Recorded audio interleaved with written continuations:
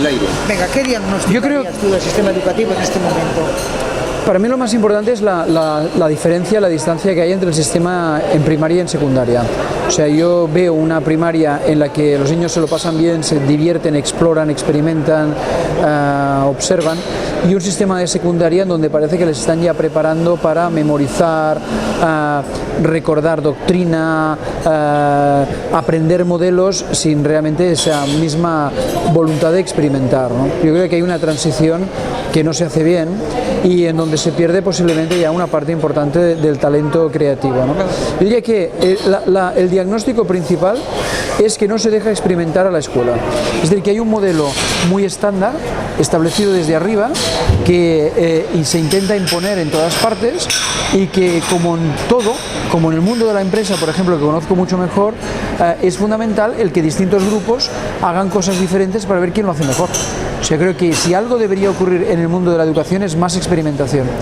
Yo sería partidario de dar a las escuelas la capacidad de hacer lo que quisieran, con el objetivo de ir probando diferentes modelos, ¿no? Pasa que asusta este discurso porque es un discurso, entre comillas, competitivo, y un discurso en donde no se garantía la homogeneidad de los conocimientos recibidos, ¿no? Pero yo creo que es la forma de avanzar. O sea, pero respecto a eso que tú dices, por irlo matizando, evidentemente yo estoy de acuerdo contigo en lo de que demos autonomía a los centros, demos posibilidad que rindan cuentas.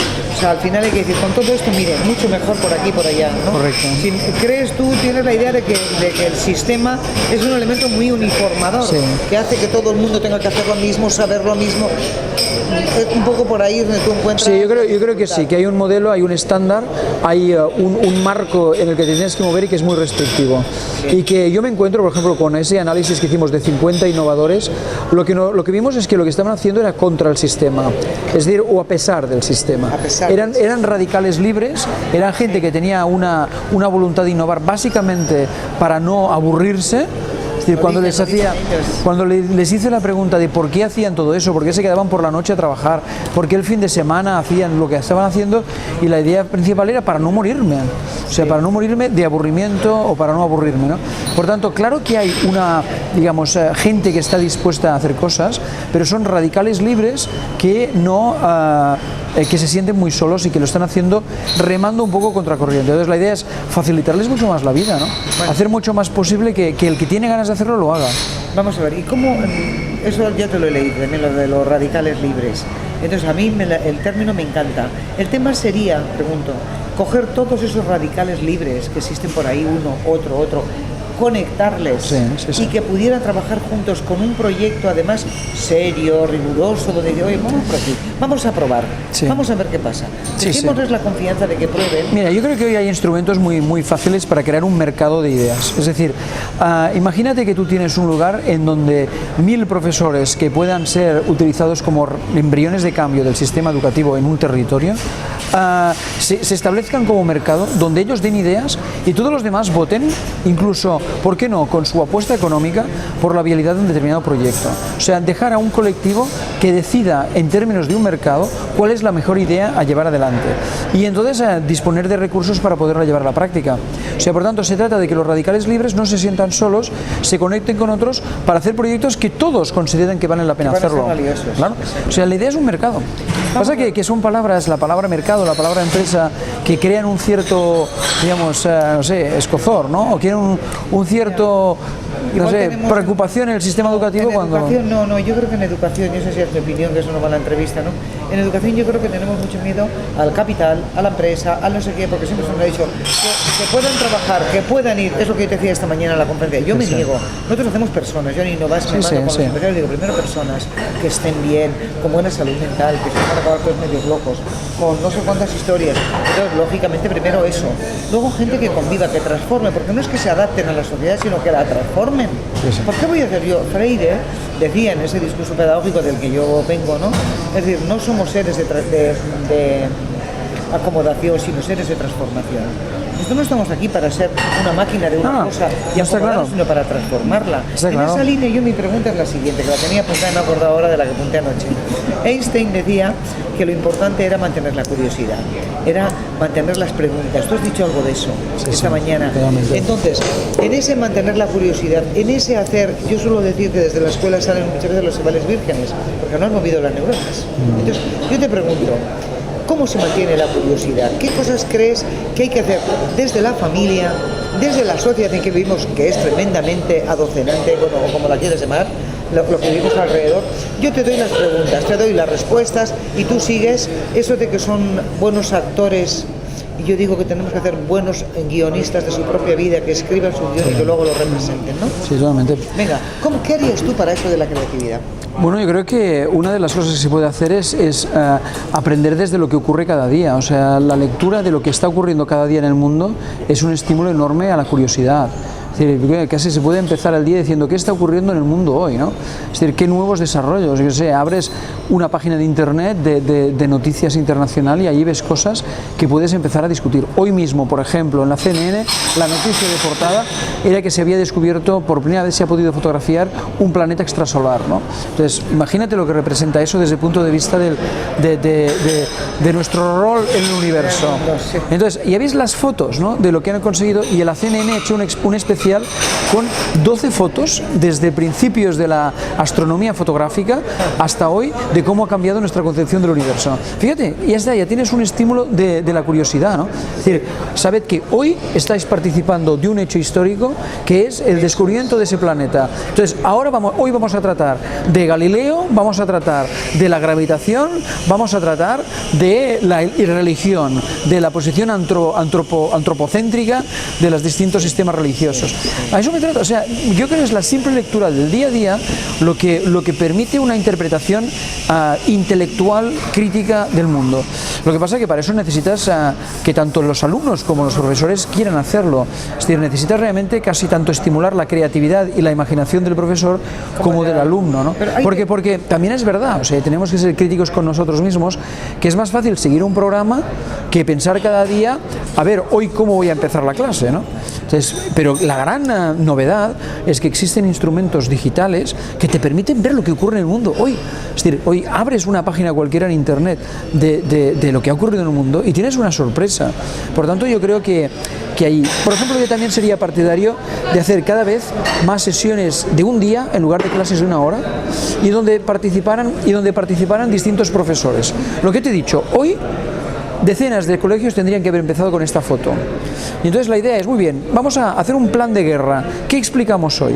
O sea, hoy que explicamos a partir de esta noticia del planeta, ¿no? Y el de matemáticas explicará una cosa, el de física explicará otra, el de religión explicará otra cosa. Pero eso es déjame que ahora yo te contesté, o sea, totalmente de acuerdo con lo que planteas, pero si yo fuera una profesora que está en el aula, te contestaría. ¿Qué dirán los padres de mis chicos? Bueno, totalmente de acuerdo, claro. Si tú me vienes con esta, una, dos, ¿quién es tan creativo y tan capaz de trabajar en grupo de 5 o 6 profesores para ese día montarnos de repente una unidad didáctica? Pues fíjate, pues aquí la respuesta está ligada a lo de antes. Es decir, si tú tienes un sistema en donde se da más libertad a los centros para poder diseñar cómo quieren enseñar, eso ocurrirá. Pero entonces es un sistema, es un tema de resultados. Es decir, las escuelas que hagan ese cambio de modelo y demuestren que efectivamente los chicos salen mejor formados, más creativos, más preparados para el mundo moderno y concretamente para la universidad, son los que van a ganar. Entonces lo que pasa es que ese miedo es un miedo que tiene que venir resuelto desde la demostración de que funciona. Pero si no dejas a nadie probar, pues en ese sentido claro, se me puede tildar un poco de liberal, que no lo soy, ¿no? Yo creo que soy muy pragmático y creo que la historia de la humanidad es una historia de pruebas, de experimentos, de cosas que en principio han parecido que no deberían funcionar. Y cuando alguien se ha atrevido a probarlo, acaba funcionando. La única forma de tener buenas ideas es tener muchas ideas. Y por tanto hay que probar en muchos lugares modelos distintos. Por tanto, estoy de acuerdo contigo. Cuando los padres vengan y protesten, lo que se les tiene que pedir es que dejen probar. Mira, yo creo, sobre todo en primaria, pero también en los primeros niveles de secundaria, es ridículo pensar creo, como padre, que es ridículo pensar que lo que se les está explicando les vaya a servir de nada. Es decir, se insiste en explicarles cosas que recuerden, que no van a recordar al cabo de nada. Por tanto, en todo caso, lo que se está haciendo es trabajando, moldeando la plasticidad del cerebro en términos de memoria, en términos de modelización, etcétera, etcétera. Por tanto, digamos, es igual si saben o no saben. Lo importante es que hayan trabajado las formas de aprendizaje. Entonces, como esto no lo puedes hacer macro, o sea, no todo el mundo lo puede hacer, deja experimentar. Deja que en algunos lugares se experimente. Por ejemplo, en esa línea, el hecho de que aquí iniciáramos, porque tenemos Esiberri, conoces la página web que tenemos y todo el proceso de movilización social que hemos iniciado para repensar la educación en Euskadi. Ahora terminamos con esto, vamos a ver lo que dice la gente. El jueves tenemos una entrevista con el Lehendakari, sí, agentes sociales y no sé qué, para decir, ahora con esto ¿qué hacemos? Porque está bien tener ideas, me encanta lo que habéis esta mañana, ideas se pueden tener. Ahora, ¿esto cómo se lleva a la práctica? Las ideas, sin una pasión y sin unas manos, se vende poco. Alguien nos lleva a hacer pajas mentales, pero bueno, vamos a cortarlo, ¿no? Y dices, vamos a ver, ¿cómo llevamos, no? O sea, todo eso, ahora queremos decir, esto opina la gente, ¿esto qué política educativa va a suponer?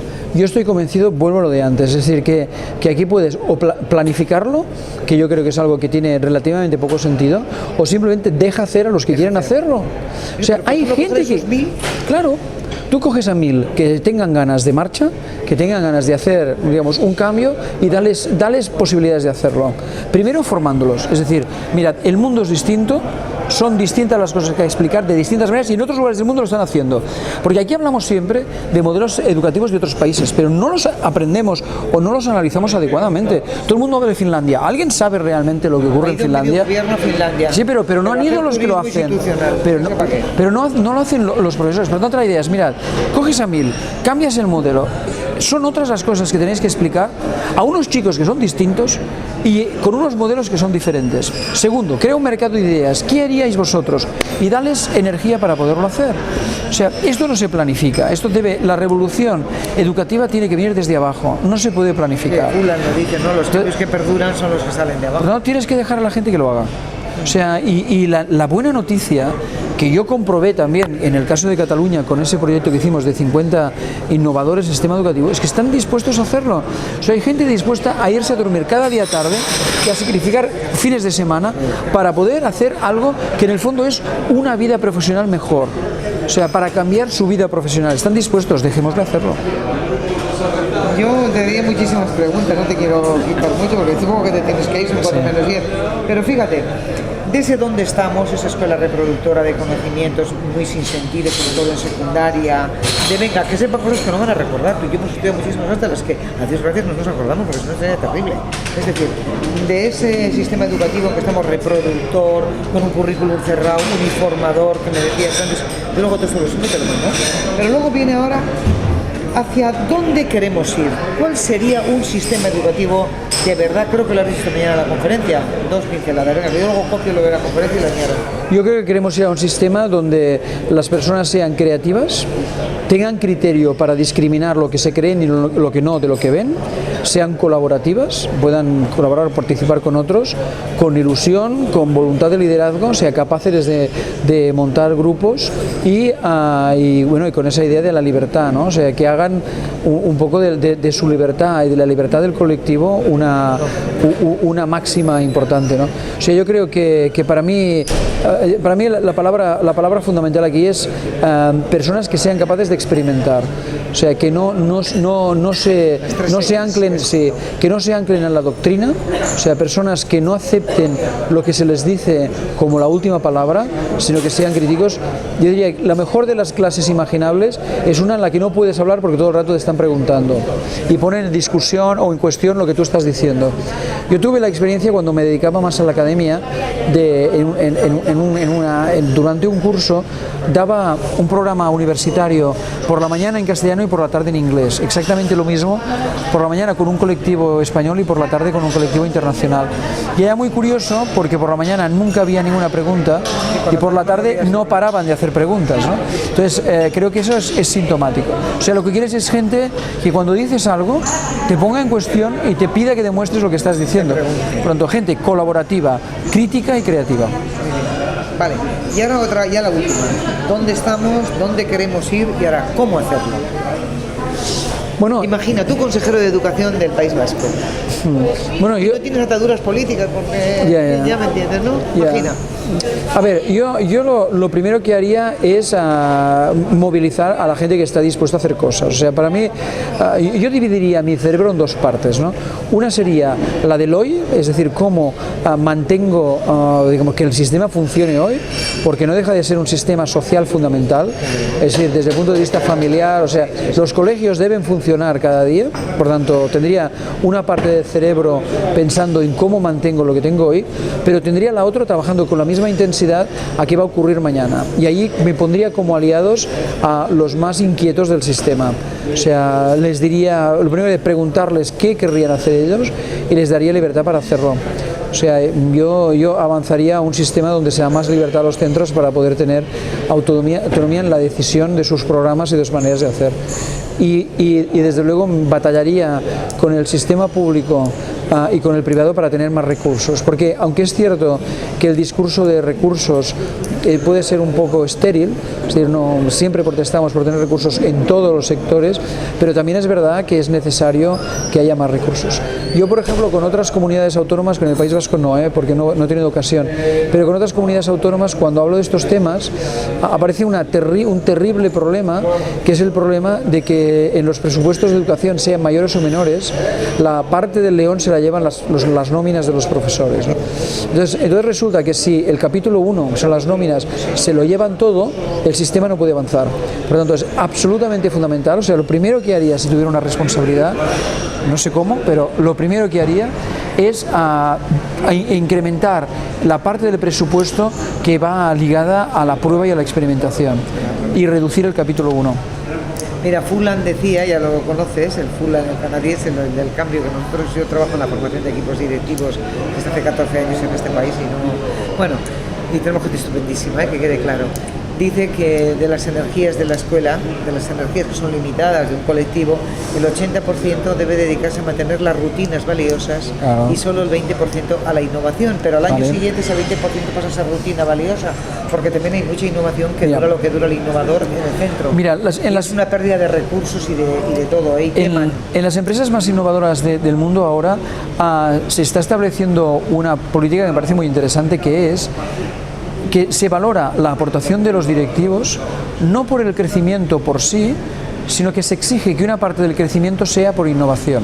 O sea, la idea es, tú puedes tener un muy buen resultado económico este año respecto al anterior, pero puede que te valoren mal si resulta que ese crecimiento no tiene una parte que está derivada de la innovación.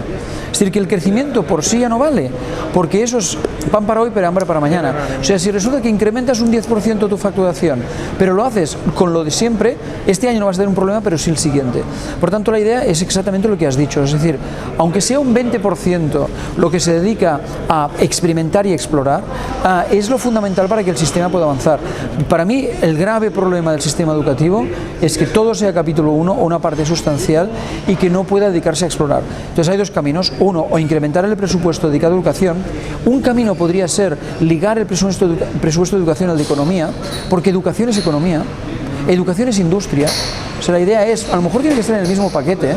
O sea, la educación es la industria del futuro, por tanto, a lo mejor hay que unir esos dos presupuestos, u otra es reducir el capítulo 1 y, por tanto, digamos, menos profesores, pero, digamos, con un sistema que sea más ágil, ¿no? Y además yo hay una cosa que estoy de acuerdo, que te lo he llevado cuando te he dicho, menos, lo que el tío hoy día se dice, menos profesores. También hubo un ministro portugués que dijo en un momento, que dijo que en portugués iban a sustituir cada profesor por un ordenador. Y yo suelo decir que doy cursos y conferencias por ahí, digo, le sustituiré al ordenador a aquel que se merezca que le sustituya. Sí, claro, que pierda la motivación, pero la pasión.